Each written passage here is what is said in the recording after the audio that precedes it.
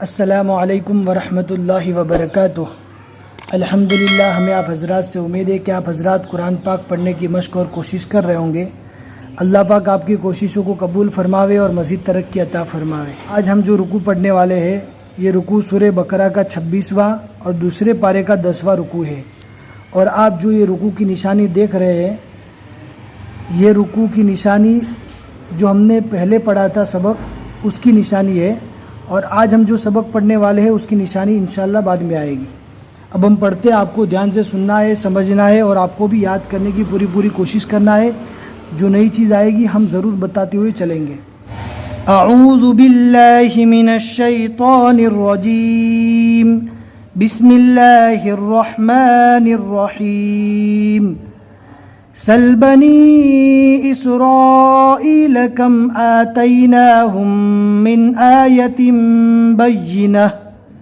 گولتا رکنے کی حالت میں جزم والی ہا بن جائے گی۔ وَمَن يُبَدِّلْ نِعْمَةَ اللَّهِ مِن بَعْدِ مَا جَاءَتْهُ فَإِنَّ اللَّهَ شَدِيدُ الْعِقَابِ۔ یہاں پر با میں قلقلہ ہوگا۔ قلقلہ کہتے ہیں پہلے والے حرف سے ملا کر اس کے مخرج ٹکر کھا کر الگ ہو جائیں گے۔ قلقلہ کے 5 حروف ہیں، قوف، تو، با، جیم، دال۔ جب ان حروف پر جزم آئے گا تبھی قلقلہ ہوگا۔ پہلے بھی ہم اس سبق کو سمجھا چکے ہیں، آپ جا کر ایکسٹرا پارٹ میں دیکھ سکتے ہیں۔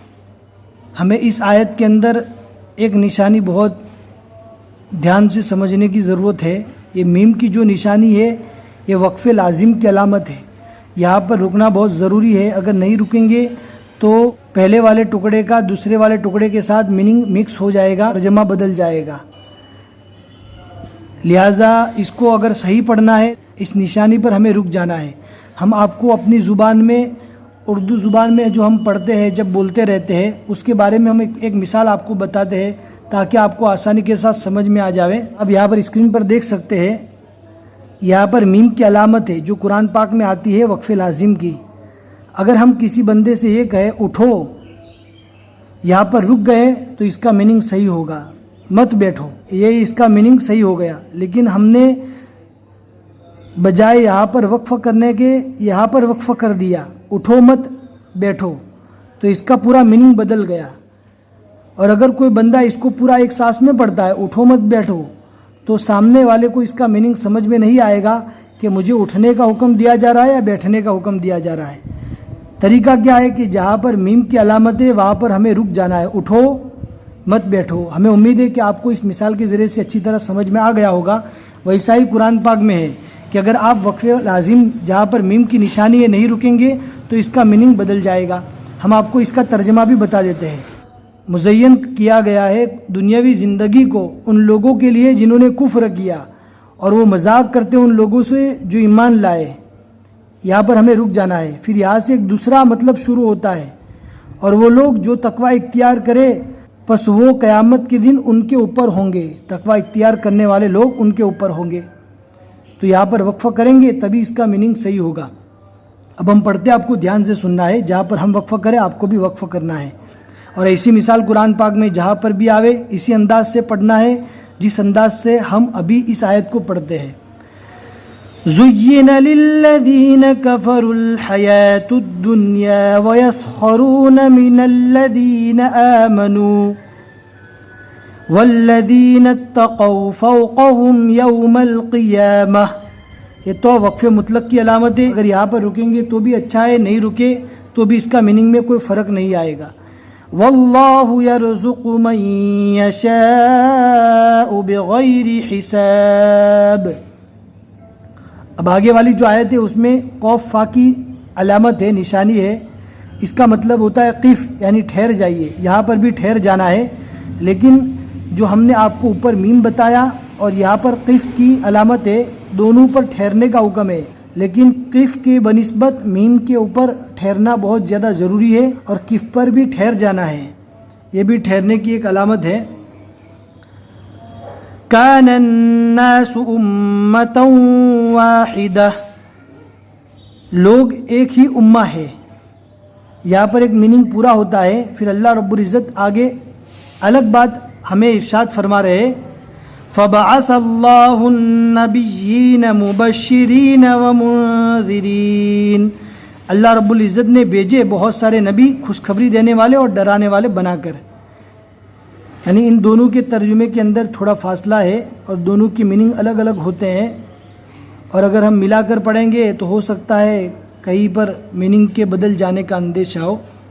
تو جہاں پر بھی قرآن شریف میں قیف کی نشانی آئے یا یہاں میم کی نشانی آئے تو دونوں جگہ پر ہمیں رک جانا ہے. اب ہم آگے پڑھتے ہیں، آپ کو دھیان سے سنتے رہنا ہے.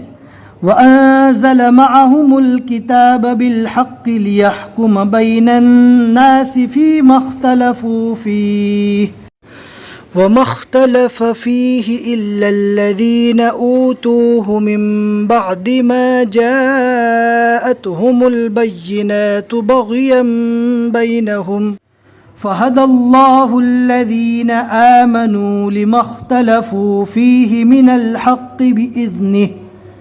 کھڑی زیر ہے، رکنے کی حالت میں کھڑی زیر جزم بن جائے گا. واللہ یہدی من یشاء الی صراط مستقیم. ام حسبتم ان تدخلوا الجنة ولما یأتکم مثل الذین خلوا من قبلکم مستهم البأساء والضراء وزلزلوا حتى يقول الرسول. اگر آپ یہاں پر مت کریں گے تو ہو سکتا ہے آپ کی سانس کم پڑ جائے، بیچ میں رکنا پڑے. آپ کو اسی انداز سے رکنا ہے جس انداز سے ہم رکتے ہیں، اور رکنے کے بعد کیسے پڑھنا ہم نے آپ کو پہلے بھی بتا دیا ہے. اگر آپ الرسول سے پڑھیں گے پھر بھی چلے گا، اگر حتیٰ سے پڑھیں گے تو بہت ہی اچھا ہے. عربی جاننے والے حتیٰ سے ملا کر پڑھتے ہیں اس آیت کو، اگر رک جاتے ہیں تو. حتى يقول الرسول والذين آمنوا معه متى نصر الله ألا إن نصر الله قريب يسألونك ماذا ينفقون قل ما أنفقتم من خير فللوالدين والأقربين واليتامى والمساكين وابن السبيل وما تفعلوا من خير فإن الله به عليم. كتب عليكم القتال وهو كره لكم وعسى أن تكرهوا شيئا وهو خير لكم وعسى أن تحبوا شيئا وهو شر لكم.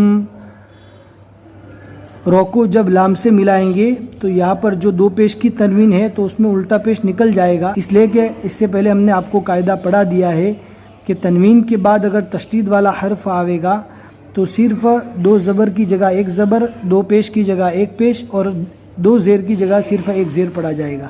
شر لکم واللہ یعلم وانتم لا تعلمون. صدق اللہ العظیم. ہمیں امید ہے کہ آپ کو آج کا یہ سبق اچھی طرح سمجھ میں آ گیا ہوگا. اگر آپ کو سمجھ میں آ رہا ہے تو اپنے دوستوں کے ساتھ بھی شیئر کیجئے تاکہ وہ بھی قرآن پاک صحیح مخارج کے ساتھ پڑھنے کی کوشش کریں. بس آج کے لیے اتنا ہی سبق. السلام علیکم ورحمۃ اللہ وبرکاتہ.